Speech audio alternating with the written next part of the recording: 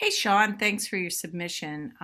Good job with the shoot in terms of your use of lenses along with lighting and using the scenario that we talked about last week.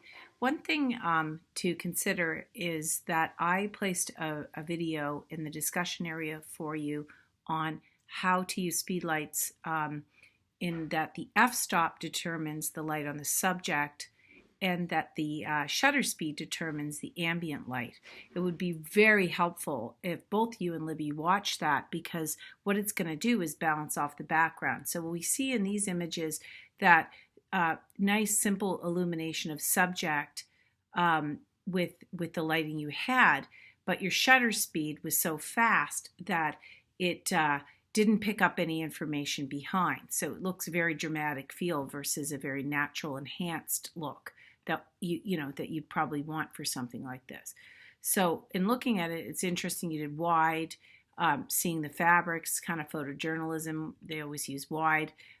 So good play and good experimentation with all these different focal lengths, and as well as telephoto, and using, we learn which ones look better in terms of portrait versus landscape orientation.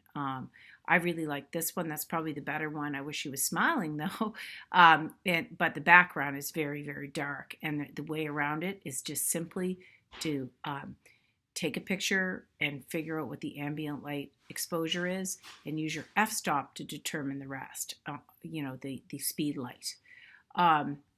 So sorry to hear that you had a difficult time. It wouldn't surprise me, like a store, like they say one thing you can do it, then you start setting up lights, and then it gets busy. Of course, they want to get rid of you because customers might not want to get photographed too. It might send them away. So I could see that happening, and that's why I was wondering when you mentioned it that it was cool and you had full range. So, but the ones at the counter look good, and you're able to do much to this one's square for some reason, much to try some different looks and a lot of different stuff out on the counter along with the model.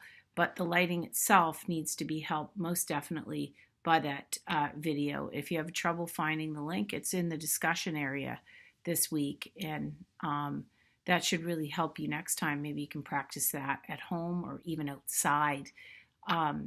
And that's certainly going to carry a lot of strength for you going forward with lighting. So good job and good experimentation with focal length. Keep working on the lighting.